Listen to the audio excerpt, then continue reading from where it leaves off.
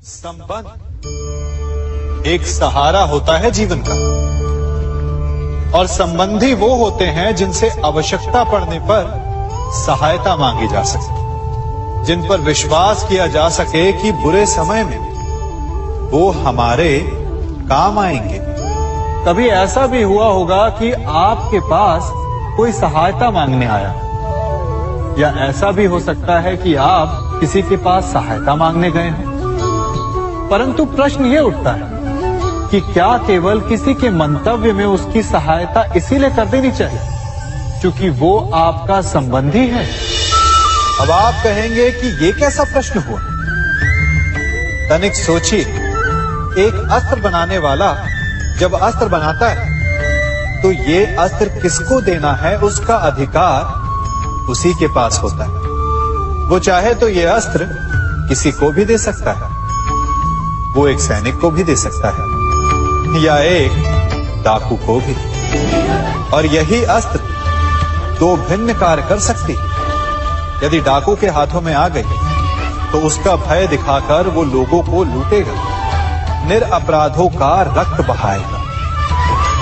सहायता करने वाले की भी अवस्था ऐसी ही होती है।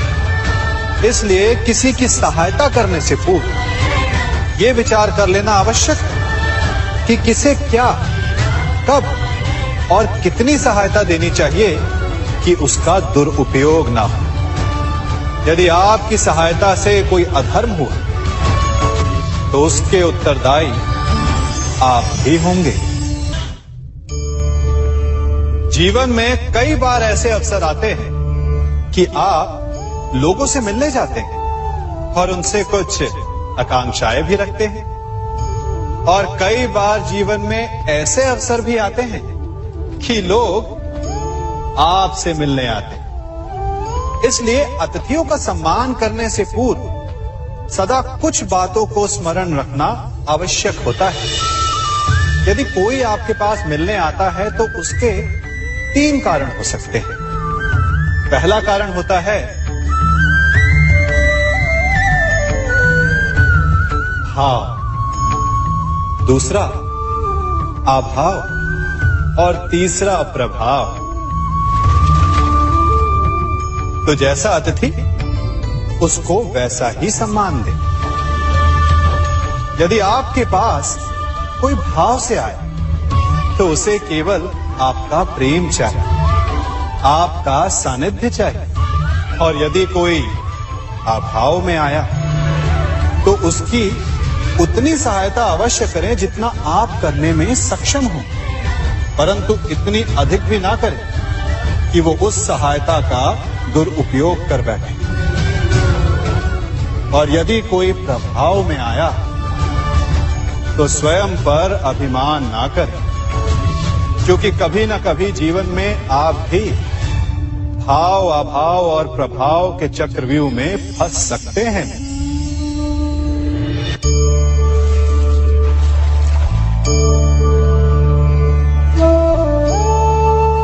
यदि जल को मुट्ठी में कसकर बांधें तो जल कैसे अपना मार्ग बनाकर निकल जाता है? इसी धारा की भांति यही अवस्था हमारे अपनों के साथ भी होती है।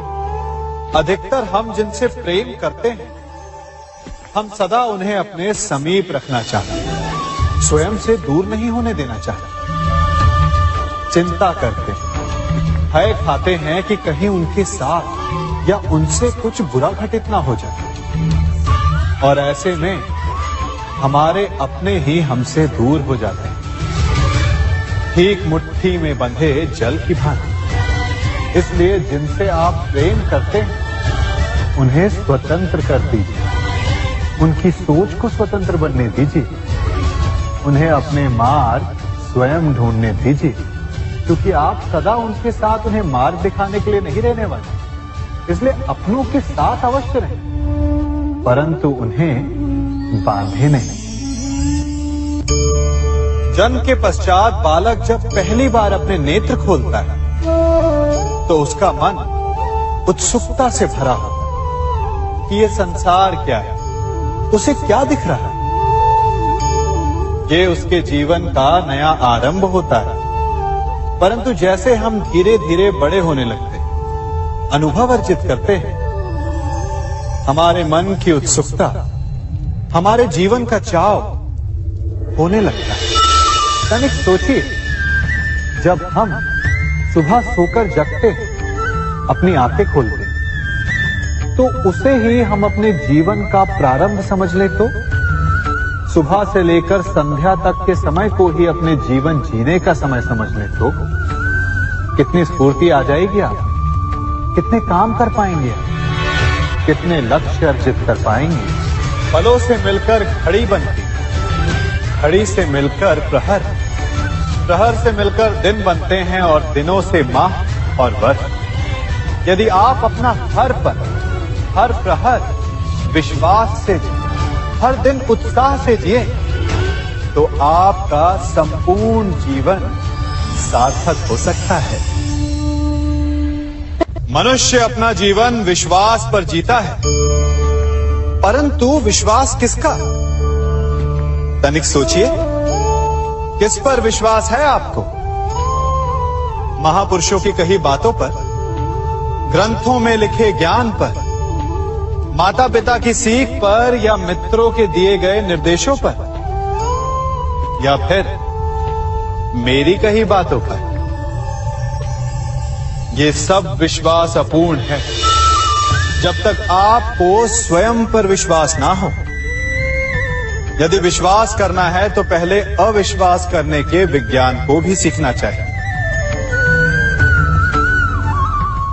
आप किसी की बातों पर विश्वास न करें, आप अपने मन से पूछें, अपनी अंतर आत्मा से प्रश्न करें, और जो उत्तर मिलेगा वही सबसे उचित होगा।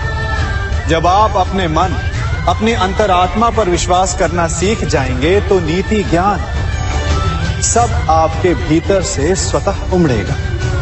और यदि आप स्वयं पर ही विश्वास ना कर पाए तो धर्म ग्रंथों में लिखे श्लोक, महापुरुषों की वाणी, माता पिता की सीख या मित्रों का निर्देश कोई भी लाभ नहीं दे पाएगा।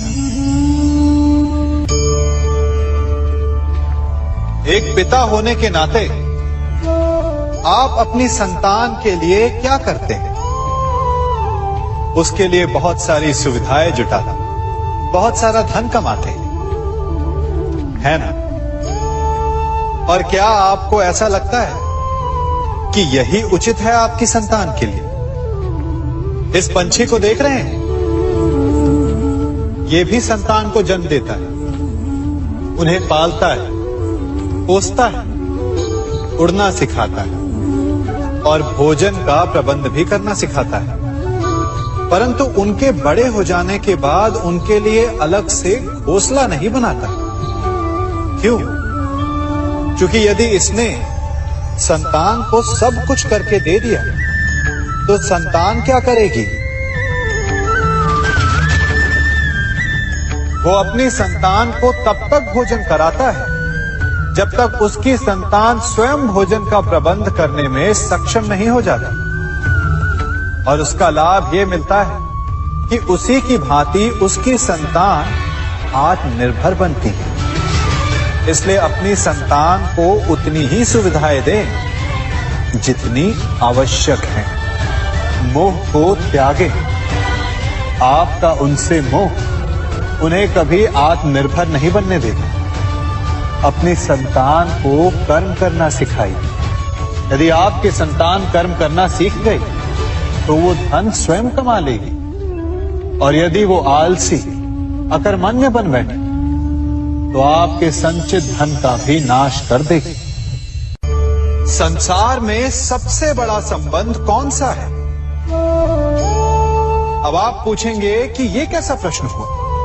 इसका उत्तर तो बड़ा सरल है, यही ना? परंतु इस प्रश्न के भी कई उत्तर हैं। कोई कहेगा माता और पुत्र का संबंध, तो कोई कहेगा पिता पुत्री का संबंध, तो कोई पति पत्नी का, और तो कोई भक्त और भगवान का संबंध। परंतु तनिक गहराई से देखेंगे तो पाएंगे कि ये सारे संबंध या तो जन्म से जुड़े होते हैं, या समाज में बना दिए जाते हैं, या फिर किसी आकांक्षा के चलते बनते हैं। तो सबसे बड़ा संबंध कौन सा होता है? उलझ गए ना?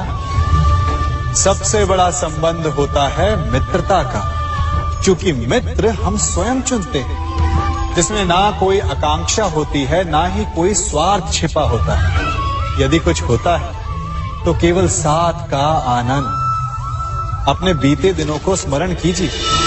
जब आप घर से बाहर निकलते होंगे तो सबसे पहले किसका स्मरण होता था? मित्र का।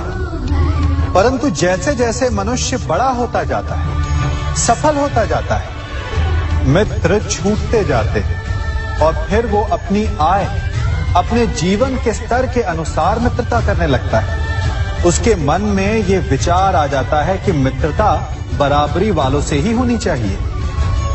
यही सोच अनुचित है, क्योंकि मित्रता बराबर वालों से नहीं होती, मित्रता हमें बराबर करती है। इसलिए नए मित्र अवश्य बनाइए, परंतु अपने पुराने मित्रों को भूलिएगा मत।